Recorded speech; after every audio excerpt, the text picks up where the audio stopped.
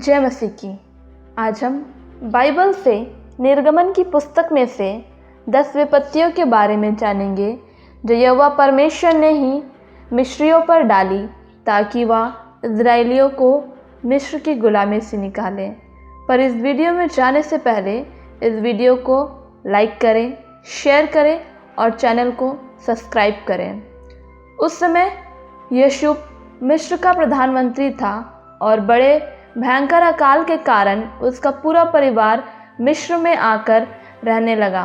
कुछ दिनों बाद यूसुफ की मृत्यु हो जाती है। फिर एक नया फिरौन आता है जो इज़राइलियों को सताना शुरू कर देता है और उन्हें बंदी बना लेता है।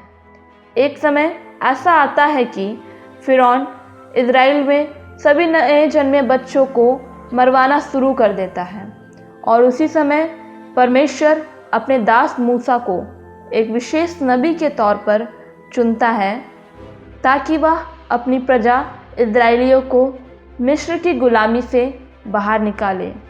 परमेश्वर मूसा से 3 बातें कहता है जो हमें मिलता है निर्गमन अध्याय 7 का 1 से 5 में।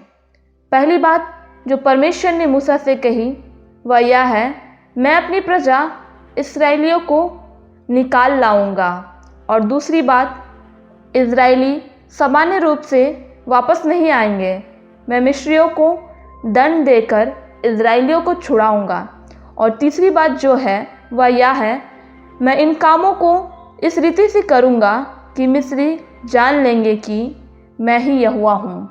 मिस्रियों पर विपत्ति लाने का उद्देश्य सिर्फ इज़राइलियों को छुड़ाना नहीं था, लेकिन उन सभी विपत्तियों के द्वारा परमेश्वर मिस्र के सभी देवी देवताओं को झूठा ठहरा रहे थे। मिस्र पर पड़ने वाले हर एक विपत्ति के पीछे एक ऐसा देवी देवता था जिसे परमेश्वर ने झूठा साबित किया और मिस्रियों के सामने सच्चाई को उजागर किया। निर्गमन अध्याय 12 का 12 में हम देखते हैं कि परमेश्वर ने कहा, उस रात को मैं मिस्र देश के बीच में से होकर जाऊंगा और मिस्र देश के क्या पशु क्या मनुष्य सब पहलटों को मारूंगा और मिस्र के सारी देवी देवताओं को भी दंड दूंगा। मैं यहोवा हूँ। मेरे प्रिय भाइयों और बहनों, यह बात हमेशा याद रखें कि परमेश्वर जब भी कोई काम करता है तो उस काम के पीछे उसका एक उद्देश्य होता है। आइए इस वीडियो में जानेंगे कि इन विपत्तियों के द्वारा किस प्रकार परमेश्वर ने फिरौन के घमंड को तोड़ा और इज़राइलियों को मिस्र की गुलामी से आज़ाद कर अपने उद्देश्य को पूरा किया। पहली विपत्ति, जल का लहू बनना। निर्गमन अध्याय 7 का 17 में परमेश्वर यहोवा यूँ कहता है, मैं अपने हाथ की लाठी को नील नदी के ऊपर मारूंगा और जल लहू बन जाएगा। परमेश्वर ने सबसे पहले विपत्ति नील नदी पर ढाली और नील नदी का सारा जल लहू बन गया। मिस्र की सभी आर्थिक ज़रूरतें, खान पान, सभी कार्य नील नदी पर निर्भर थी। और जब यहोवा परमेश्वर ने नील नदी पर ये विपत्ति ढाली तो लोगों के पास इस्तेमाल करने के लिए पानी नहीं रहा। मिस्र के सारे फसल बर्बाद हो गए और नील नदी में से गंदी बदबू आने लगी और जितने जंतु व मछलियाँ उसमें थे सब मर गए। मिस्री लोग नदी का पानी ना पी सके और सारा देश लहू हो गया। तब मिस्र के जादूगरों ने अपने तंत्र मंत्रों से वैसा ही करना चाहा, परंतु यह विपत्ति नील नदी पर 7 दिनों तक बनी रही। इससे फिरौन का मन और भी हथेला हो गया और परमेश्वर के कहने के अनुसार उसने मूसा और हारून की ना मानी। नील नदी मिस्र के लिए बहुत ही महत्वपूर्ण नदी थी, इसलिए लोग उसकी पूजा भी करते थे। इस नदी से जुड़ा एक देवता था जिसे नील नदी के देवता के रूप में लोग पूजते थे। नील नदी के पानी को खून में बदलकर परमेश्वर उन्हें दिखाना चाहता था कि तुम्हारा देवता जिसे तुम रक्षक के रूप में मानते हो वो तुम्हारी रखवाली नहीं कर सकता, वे तुम्हें नहीं बचा सकता। सिर्फ मैं ही जीवित परमेश्वर हूँ। मुझे मानो। दूसरी विपत्ति, मेढकों का आक्रमण। निर्गमन 8 का 1 से 2 में यहोवा परमेश्वर ने मूसा से कहा, फिरौन के पास जाकर कह, यहोवा तुझसे इस प्रकार कहता है, मेरी प्रजा को जाने दे, जिससे वे मेरी उपासना करें। परंतु यदि तू उन्हें जाने ना देगा तो सुन, मैं मेढक भेजकर तेरे सारे देश को हानि पहुंचाने वाला हूँ। और फिर यहोवा ने नील नदी को मेढकों से भर दिया। मेढक नील नदी से निकलकर सारे घरों में, बिछौनों पर, खानों में और तंदूरों में और सभी जगह मेढक ही मेढक भर गए। फिर फिरौन ने मूसा और हारून को बुलवा कर कहा, यहोवा से विनती करो कि वह मेढकों को मुझ पर से और मेरी प्रजा से दूर करे, और मैं इज़राइलियों को जाने दूंगा कि वे यहोवा के लिए बलिदान करें। तब मूसा ने विनती की और यहोवा ने मेढकों को हटा दिया। परंतु जब फिरौन ने देखा कि आराम मिला तो यहोवा के कहने के अनुसार उसने फिर अपने मन को कठोर किया और उनकी ना सुनी। इस विपत्ति के द्वारा परमेश्वर यहाँ भी मिस्रियों को यही सिखा रहा था कि तुम्हारा देवता कुछ भी कंट्रोल नहीं कर सकता। मैं परमेश्वर यहोवा हूँ जो सब कुछ कंट्रोल कर सकता है। तीसरी विपत्ति, कुटकियों के झुंड का आना। निर्गमन 8 का 16 से 19 में यहोवा परमेश्वर ने मूसा से कहा, हारून को आज्ञा दे, तू अपनी लाठी बढ़ाकर भूमि की धूल को मार, जिससे वह मिस्र देश भर में कुटकियाँ बन जाए। और उन्होंने वैसा ही किया। सारे मिस्र देश में भूमि के धूल कुटकियाँ बन गई। तब जादूगरों ने भी चाहा कि अपने तंत्र मंत्रों के बल से हम भी कुटकियाँ ले आएं, परंतु उनसे ना हो सका। तो जादूगरों ने फिरौन से कहा, या तो परमेश्वर के हाथ का काम है।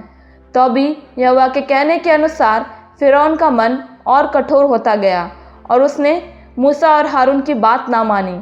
इस विपत्ति के द्वारा परमेश्वर ने फिर से एक बार मिस्रियों को समझाया कि तुम्हारा देवता बलिदान लेता है, परंतु वह कुछ कर नहीं सकता। मैं सच्चा परमेश्वर हूँ, मैं ही सब कुछ कर सकता हूँ। चौथी विपत्ति, डांसों या मक्खियों का झुंड। निर्गमन 8 का 20 से 32 में परमेश्वर ने फिर फिरौन से कहा, यदि तू मेरी प्रजा को जाने ना देगा तो मैं तुझ पर और तेरे सारे कर्मचारियों, प्रजा और घरों में डांसों के झुंड को भेजूंगा, और मिस्रियों के घरों और उनके रहने की भूमि सब डांसों से भर जाएंगी। यहोवा परमेश्वर ने भारी मात्रा में डांसों के झुंड भेज दिए, जिससे मिस्र के लोग परेशान हो गए। इस विपत्ति के द्वारा भी परमेश्वर मिस्र के लोगों को समझाना चाहता था कि तुम्हारा देवता मुझ परमेश्वर यहोवा के सामने शून्य है और मैं ही सच्चा परमेश्वर हूँ। पांचवी विपत्ति, पशुओं की मौत। 4 भयंकर विपत्तियों के बावजूद भी फिरौन ने इज़राइलियों को जाने देने से इनकार किया, जिसके कारण परमेश्वर ने 5वीं विपत्ति मिस्रियों पर भेजी। इस विपत्ति के बारे में हम निर्गमन अध्याय 9 का 1 से 7 में देखते हैं कि यहोवा परमेश्वर ने मिस्र देश में पाए जाने वाले सभी पशु, घोड़े, गधे, ऊँट, गाय, बैल, भेड़, बकरी आदि सभी पशुओं पर भारी मरी भेजी, जिससे मिस्रियों के सारे पशु मर गए, परंतु इज़राइलियों के एक भी पशु ना मरे। परमेश्वर इस विपत्ति के द्वारा भी मिस्रियों को यह बता रहा था कि तुम्हारे देवी देवता झूठे हैं और एकमात्र मैं ही सच्चा और जीवित परमेश्वर हूँ। 6वीं विपत्ति, फफोलों और फोड़ों का निकलना। 6वीं विपत्ति के बारे में हम निर्गमन 9 का 8 से 12 में देख सकते हैं। इस विपत्ति में मिस्र देश के हरेक मनुष्य और पशुओं के ऊपर फोड़े और फफोले भेजे गए। उन फोड़ों के कारण जादूगर भी मूसा के सामने खड़े ना रह सके। जैसे सब मिस्रियों पर वैसे ही जादूगरों पर भी आए थे। तब यहोवा ने फिरौन के मन को और भी कठोर कर दिया, और जैसा यहोवा ने मूसा से कहा था वैसा ही उसने उनकी ना सुनी।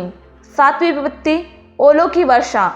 7वीं विपत्ति में परमेश्वर ने ओलों की वर्षा भेजी और जो ओले गिरते थे उसके साथ आग भी मिली हुई थी और ओले इतने भारी थे कि जब से मिस्र देश बसा था तब से मिस्र भर में ऐसे ओले कभी ना गिरे थे। मिस्र देश में पाए जाने वाले क्या मनुष्य क्या पशु जितने थे सब ओले से मर गए और ओले से खेत की उपज भी नष्ट हो गई। इस विपत्ति के द्वारा परमेश्वर मिस्रियों को यह दिखाना चाहता था कि मेरे तुल्य कोई दूसरा नहीं। 8वीं विपत्ति टिड्डियों का आक्रमण। 8वीं विपत्ति में परमेश्वर मिस्रियों पर टिड्डियों का आक्रमण कर देता है, जिसे हम निर्गमन अध्याय 10 का 1 से 20 में देख सकते हैं। टिड्डियों के आक्रमण के कारण जो भी फसलें ओलों की वर्षा से बची थी वे सारी फसलें नष्ट हो जाती हैं। टिड्डियाँ सारे मिस्र देश पर भर जाती है और सब कुछ चट कर जाती हैं। किसी वृक्ष पर कुछ हरियाली नहीं बचती। तो भी परमेश्वर यहोवा ने फिरौन के मन को कठोर कर दिया, जिससे उसने इजराइलियों को जाने ना दिया। 9वीं विपत्ति अंधकार। 9वीं विपत्ति में मिस्र देश में 3 दिन तक अंधकार छाया रहा, जिससे हम निर्गमन अध्याय 10 में 21 से 22 में देख सकते हैं। 3 दिन तक ना तो किसी ने किसी को देखा और ना कोई अपने स्थान से उठा, परंतु सारे इजरायलियों के घरों में उजियाला रहा। इस विपत्ति के द्वारा परमेश्वर ने यह साबित कर दिया कि उसका सामर्थ सारी सृष्टि पर है। 10वीं विपत्ति पहलौठे की मृत्यु। यह आखिरी विपत्ति है जो सबसे भयंकर और खतरनाक थी, जिसने पूरे मिस्र देश के घरों में मौत का साया फैला दिया। इस विपत्ति में परमेश्वर ने मिस्र देश के सारे पहलौठों के ऊपर विनाश की आज्ञा भेजकर, जिसके कारण मिस्र देश के सारे पहलौठे पहले जन्मे बच्चे मरने लगे, जिसके कारण सारे मिस्र देश में बड़ा हाहाकार मच गया।